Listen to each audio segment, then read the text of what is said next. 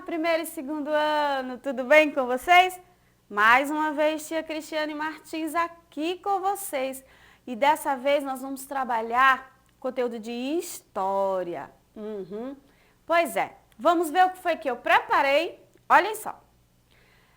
Hoje nós vamos trabalhar um pouquinho sobre memórias e histórias. Eu lembro que lá numa aula passada eu falei para vocês que todos nós temos uma história. Tanto a nossa história particular como a história da nossa família. A nossa família faz parte de uma sociedade que também tem uma história, que faz parte de um país e assim por diante, tá? E é isso que a gente vai trabalhar, tá certo? Aí eu pergunto para vocês, quantas lembranças você tem? Quando eu falo de lembranças, a gente sabe que são coisas pelas quais passamos e que guardamos no coração e na memória, não é verdade? Então, olha só. Será que você lembra de algum fato, de algum momento interessante quando você era bebê? Ou então, quando você era criança, um brinquedo legal que você gostava muito, ou uma pessoa especial que já possa ter partido, né? Ou mesmo um bichinho de estimação que você já teve, tá? Aí eu pergunto, como é que você tem essas memórias? Elas estão registradas apenas no coração e na memória, ou você tem algum registro físico, por exemplo, uma fotografia, né? Porque hoje em dia tá muito fácil a gente fazer registro de momentos especiais, né? Tudo hoje em dia a gente pega o telefone e uma selfie, não é verdade? Tira aí uma foto, faz uma pose, graças à tecnologia que está mais acessível, não é verdade? Então, daqui para frente você pode guardar muitas lembranças, muitas memórias sem ser só aqui, não é verdade? Então, muitos objetos podem servir de registros desses momentos, tá? Tanto para a gente como para o mundo em geral, para a sociedade em geral. Então, pode ser fotografias, pode ser roupas, pode ser música, histórias, brinquedos, livros, cartas, jornais, cama, todo tipo de objeto que é confeccionado pela sociedade vira um registro de uma época, de um tempo, de uma forma de pensar, de um conceito, tá? Então, tudo isso é registros. E para que esses registros servem? Esses registros servem, gente, para que no futuro ele conte a história daquele povo, daquela comunidade no passado. Ou vocês imaginam aí, como é que a gente sabe como os dinossauros viviam lá no passado?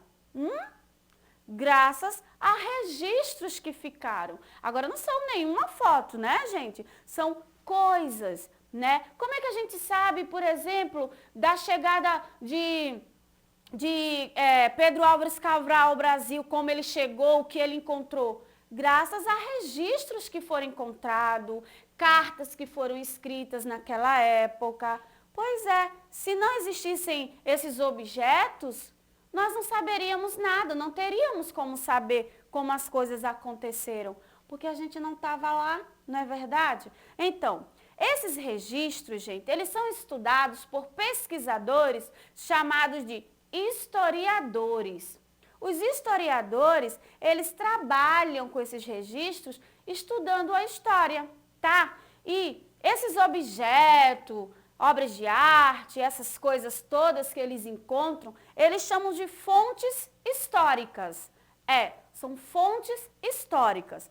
E eles classificaram essas fontes históricas em 3 tipos, tá? Visuais, orais e escritas, que eu vou mostrar para vocês. As fontes visuais, tá? Elas podem ser, por exemplo, fotografias, desenhos, podem ser mapas, podem ser cartas, podem ser, pinturas. Por exemplo, aqui, ó, pintura rupestre na parede. Então, tudo que é visual, o que você consegue ver e identificar lá o que está descrito, tá? Isso é fonte visual, porque a gente vê, tá certo? Tem também as fontes escritas. Lógico, mas tia Cris, a fonte escrita ela não é vista? Sim, mas elas são registradas em textos, tá certo? Como cartas, como, por exemplo, jornais, revistas. Eu não estou falando apenas de coisas do passado, não. Hoje, no nosso dia a dia, nós estamos o tempo todo produzindo registros que no futuro vão ser considerados fontes históricas. Então, livros, documentos oficiais também são fontes históricas escritas.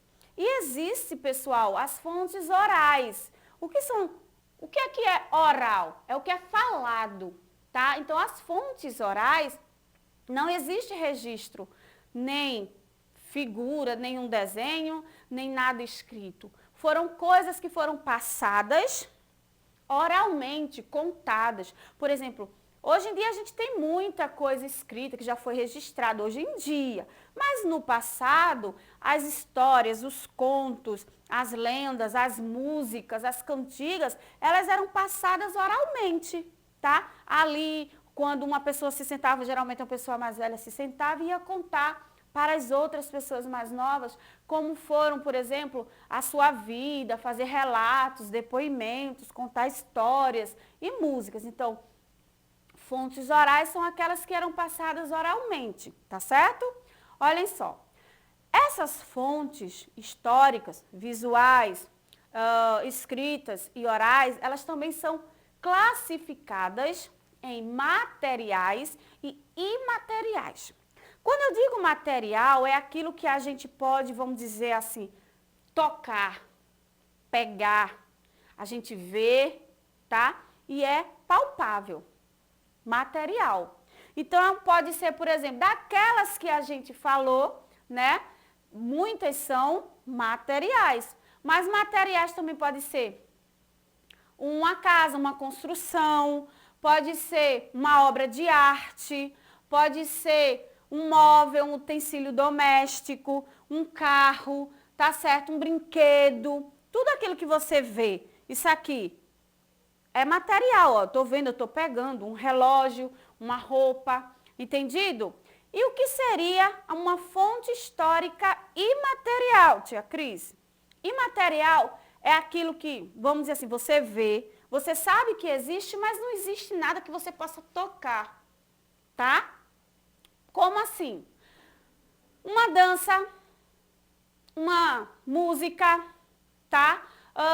Por exemplo, o frevo, o maracatu, o forró, a gente sabe que existe, a gente vê as pessoas lá dançando, mas não é algo que tem um corpo, tá? Por exemplo, o culto religioso, as religiões, a forma que as pessoas fazem seus cultos, também é uma fonte imaterial. As lendas, as histórias. Ah, tia Cris, mas eu tenho um livro lá, ó, que conta a história do Saci Pererê. Tá, o livro mas a lenda em si, ela não tem, assim, um corpo, tá? Ela é uma fonte imaterial. As brincadeiras, tá? Tudo que é passado para as outras pessoas, o conhecimento, a cultura, tá? É uma fonte imaterial. Como, ó, eu já falei, o que se passa, né, em certos grupos culturais, tá certo? Então, isso aqui são fontes imateriais. Espero que vocês tenham compreendido, tá? Qualquer coisa, volta a aula um pouquinho, vê de novo para tentar entender, tá certo? Bom, aqui eu trouxe para vocês um exemplo de por que é importante a gente registrar e principalmente preservar. Porque no futuro as pessoas vão estudar e querer saber como era o passado da humanidade, até para poder evitar cometer alguns erros, né? Infelizmente a nossa sociedade já fez tanta coisa errada, então muitas vezes o estudo da história do passado vai fazer com que as pessoas compreendam e mudem a forma de pensar. Então, aqui eu trouxe para vocês, ó, esses dois desenhos da minha época. Fonte histórica, tá? De uma época em que eu vivi e que vocês não. E como é que vocês vão saber disso? Graças aos registros que existem. Os Jetson, eles eram uma família do futuro, né? Onde, ó o tipo de carro, de automóvel deles.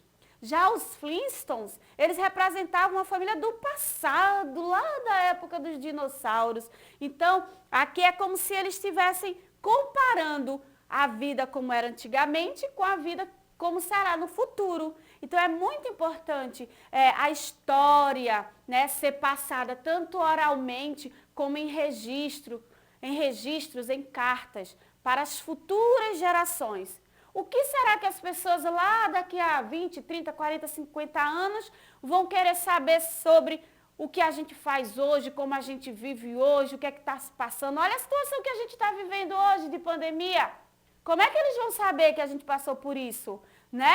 Graças aos registros que ficarão. Os jornais, as reportagens, não é verdade?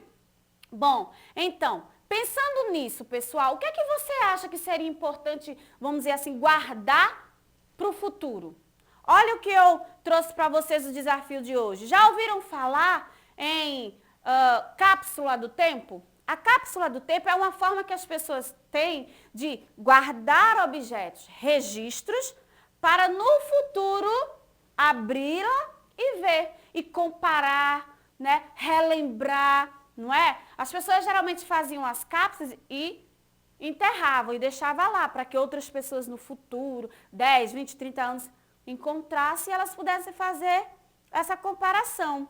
E eu convido vocês a fazerem uma cápsula do tempo com material que vocês conseguirem, ó, garrafinha, potinho de vidro, caixa, onde vocês vão, ó, recolher fotos que vai representar a vestimenta, a forma de ser, recorte de jornais, objetos, brinquedos.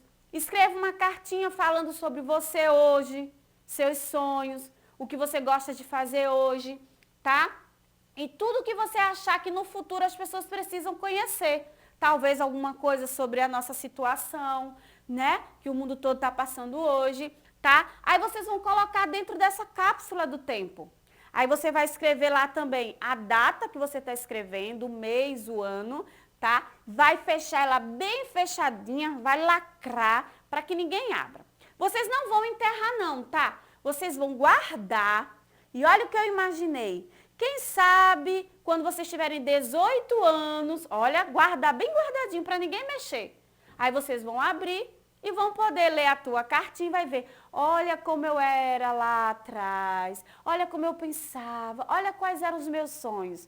Eu consegui realizar meu sonho, eita, eu ainda não consegui. Aí você vai poder fazer, ó, essa comparação. Legal, né? Eu gostei muito da ideia. Então, tentem fazer com o que vocês conseguirem, tá certo? Ó, tô confiando, hein?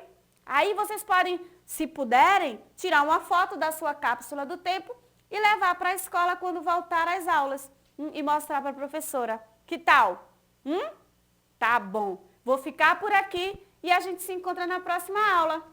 Cheiro de tia Cris!